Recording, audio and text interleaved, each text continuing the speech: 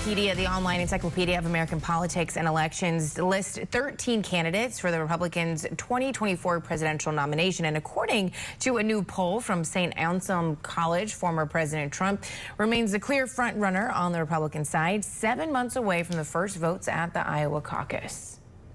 But one candidate not included in that poll or listed on the ballot, listed on Ballotpedia, is Steve Laffey, the former mayor of Cranston, Rhode Island, who declared his candidacy back in February, way before another mayor, Francis Suarez of Miami, who's been receiving a fair amount of attention. No candidate has ever made the jump from City Hall to the White House, but Steve Laffey is joining us now to tell us how he plans to change that altogether. He joins us now from New Hampshire, where he just where he is just one of the many GOP candidates campaigning in that critical state for the head of the primary in February. Steve, welcome to Morning Rush. Appreciate your time. How was life there on the campaign trail? And address kind of the fundamental issue here was the jump from mayor, a local job, to president, the most powerful position on earth. How's a mayor qualified for that job? Well, Rob, Alex, great show. Love watching it. I'm not running from mayor. I was the mayor in 2002 to 2006. I'm a financial expert. My background is widespread and vastly different than the people running for president. I'm a Harvard Business School graduate. I helped run a major investment banking firm, was very successful. And as mayor, not a ceremonial mayor, as a mayor with a strong mayor's charter, I took over a city that had 37 days until declaring bankruptcy, and we single-handedly turned it around with the fastest turnaround in American history, 8 notches up in the bond rating. So I'm also taught the top finance course at the University of Rhode Island. I'm an author of a big book through Penguin Books about the Republican Party, and I'm a filmmaker. I have 6 children. I know more about education than anybody running. So I'm running to directly confront our problems. Unlike the other people running in the Republican Party, my website has complete solutions designed to do one thing: bring back the middle class to America, which has been destroyed by the public schools, by our trading with China, and especially by the Federal Reserve. Those are my plans. That's why I'm running. I'm not a mayor sitting around. I haven't been a mayor for 18 years. And so what would you say is the biggest problem that you plan to solve, and what is your solution? My biggest problem is name recognition, because we live in a world of celebrity status. So if you're Joe Biden and just hang around for 47 years, guess what? You become president. If you have a TV show where you fire people, you become president. What we need is a return to what happened in the past, and that is simply people with real ideas get to the debate stage and talk about things like, how do we actually modernize and revitalize Social Security and take $65 trillion of debt out of the system? That's what my plan is. It's not even my plan. It comes from the world-renowned expert in Social Security at Boston University. So I have vastly different programs to make this happen, and I know how to do it. And I bring another thing to the table.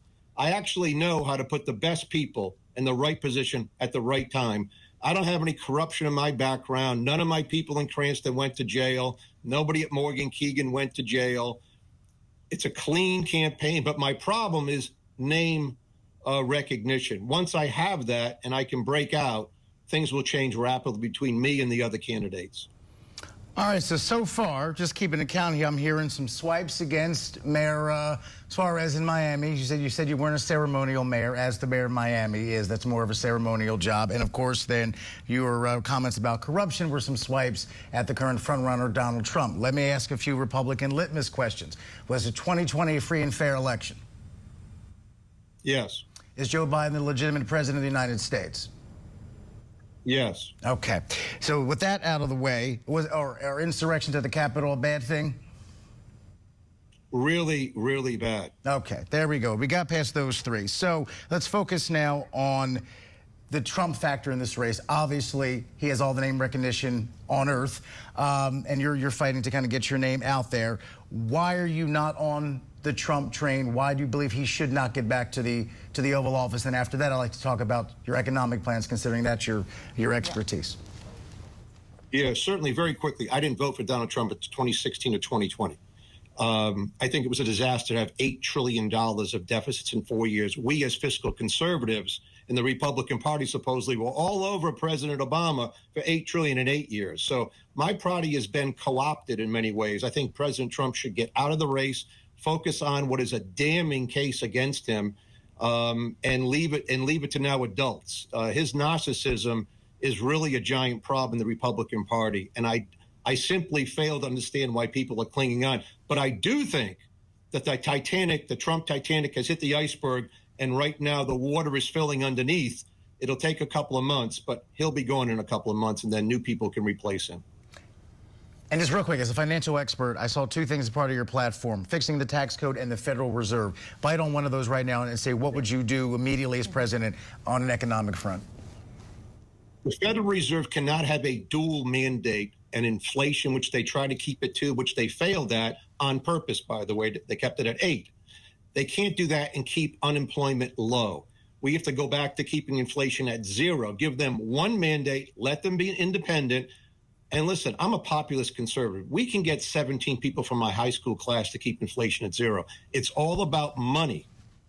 And that's what they know and won't tell the public. So we're going to get the Federal Reserve changed, and we're going to do it by legislation, not executive orders. No more executive orders. Legislation like the old timers. Go around the country, plane, train, automobile, and get people to make them vote on new legislation like Kemp Roth back in the Reagan days. Populist conservative. Interesting title. Wish we had more time, but please come back as things progress. Yep, we appreciate it. Great show. Thank you. Please do come back. Yes. And tape a promo for us. Yes. Coming up in our 9 o'clock hour, we'll talk to another GOP hopeful, the current mayor of Miami, who was kind of in the crosshairs of our last guest's comments a little bit there. Francis Suarez. Stay tuned for that interview as well. Jay, you're up. Let's get to some other top stories we're following for you this morning, and we want to warn you.